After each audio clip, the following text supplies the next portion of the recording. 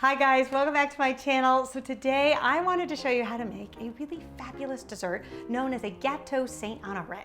Now if you're looking at this dessert and thinking that looks really hard to master, it's not that bad. I'm going to show you how to break down the prep and give you all of my tips and tricks so that you too can create something that looks like you bought it at a fancy French bakery. Okay, so let's begin by making our cream puffs, or our pate choux dough as it's called. So we're first going to add a half a cup of all-purpose flour, a tablespoon of just plain white sugar, and a quarter teaspoon of salt. And then you can just whisk this up. And we want to have this all done ahead of time so that when our butter and water has melted, we can just pop this right in. And then the other thing I have here are 2 eggs. So you just want to give them a quick beat just so that they're all incorporated, just like that. Next, we're going to add a half a cup of water into a large sauce pot here. And then to that, we're also going to add 4 tablespoons of butter.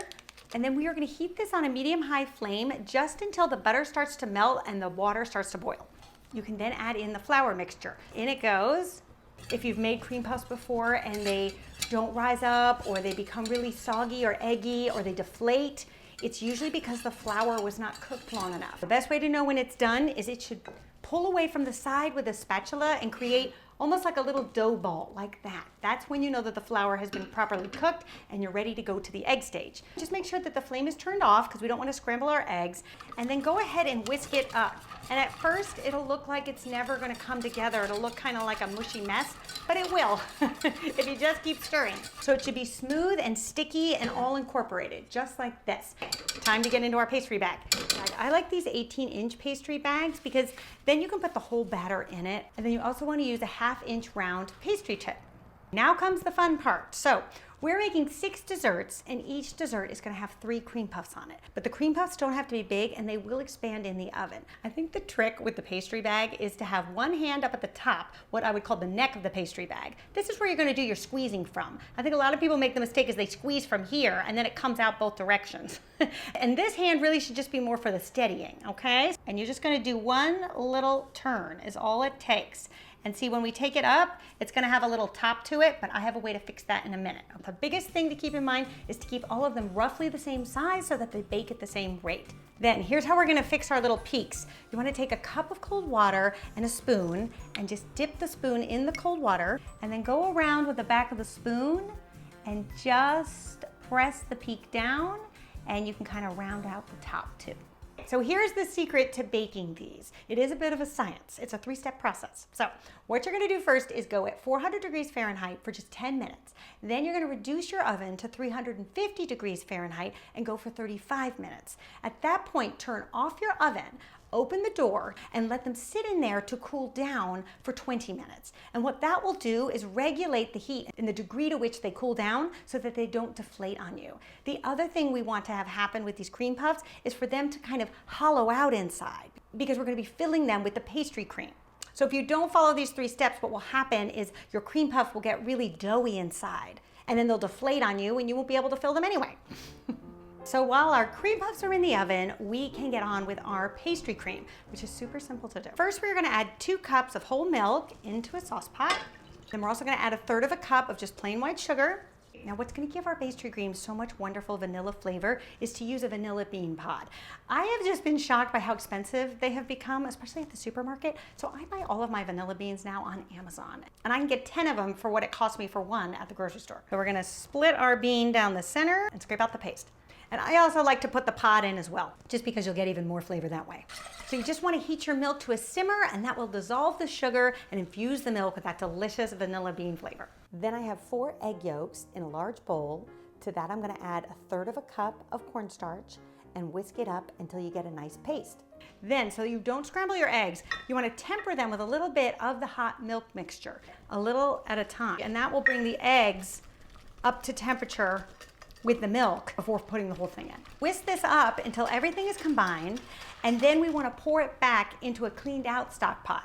Then we're going to put our pot on a medium-high flame. You want to make sure that you keep the custard moving, but allow it to sit often enough so that it cooks. We're looking for it to thicken and coat the back of the spoon. It should look like a pudding when we're done. And the other thing is if it cooks too fast, it can start to get kind of grainy on you. And if that happens, the antidote is a pat of butter. That will smooth it out.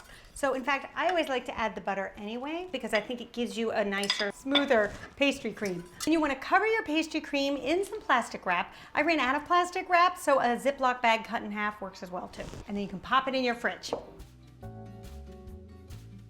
Now I think the easiest way to get a little hole in the bottom of these cream puffs is to take another pastry tip, one that has a smaller hole to it, just enough to actually get a hole started. Then take a skewer and continue the hole just to kind of hollow it out and finish it off. And then when I'm done, I put it bottom side up on the tray so that I know how many I've done. And then all you have to do is fill them up. And then I would stop once you get flush with the pastry shell. You can put it back on your sheet pan. This is why the parchment paper is pretty handy to keep it there, because you want to place it whole side down, and that will prevent them from drying out. Because what we're going to do is put this whole tray in the refrigerator overnight. So everything that I've showed you up to this point can be done the day before, and then I'll show you what you want to do the day of. Now save the leftover pastry cream because we're going to use it to affix our little cream puffs to the puff pastry when it comes time to assemble them. Okay, so starting from this point, these are all the things that I would do the day you plan to serve this dessert. It'll just be fresher that way and will be most beautiful. So the first thing we're going to do is bake off our puff pastry. So I am using store-bought puff pastry. For those of you who make your own puff pastry, more power to you. And if you wanted to do that, you absolutely could. But here in the States, we get pretty good store-bought puff pastry, so I'm just going to save myself a little bit of time. We're going to be using a round ramekin as our cookie cutter and just cut out 6 circles. And then the other thing you want to do is just prick your puff pastry with a fork. This will prevent your puff pastry from buckling up.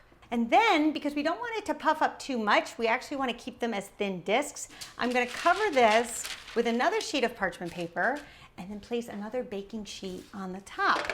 And that will keep it really nice and compact. Now hold on to the scraps of the puff pastry because I have a really great little cocktail appetizer you can make with them. And I'll leave you the link in the description. And then we are going to bake this at 400 degrees Fahrenheit for just 20 minutes. So while our puff pastry is in the oven, let me show you how to make this delicious raspberry icing that we are going to dip our cream puffs into.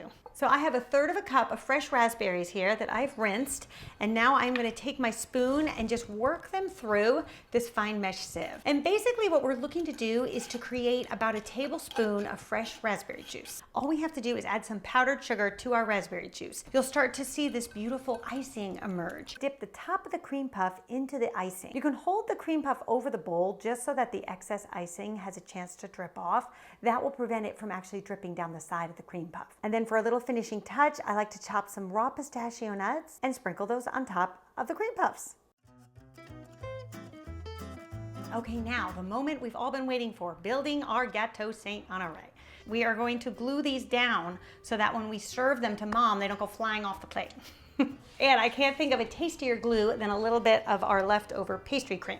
And then just put the other ones in a triangle pattern. Then I have some homemade whipped cream here in my pastry bag. I'll leave you the recipe in the description. And basically what you want to do is just create a little dollop, little nest in the center. Then for a finishing touch, I think a really nice garnish are some of these beautiful candied flowers. You can find them in my Amazon shop. They come in rose petals and violets, and they just look so pretty on this dessert, and they're completely edible. They come in a little jar, so you'll have a few extra, but they're also really beautiful dropped into a glass of champagne. It makes for a really nice conversation piece for any kind of brunch you have. And if you would like some more Mother's Day recipes, I highly recommend this playlist, and there I will share some of my top 10 recipes for Mother's Day. All right, you guys, I'll see you back here next time. Until then, bye.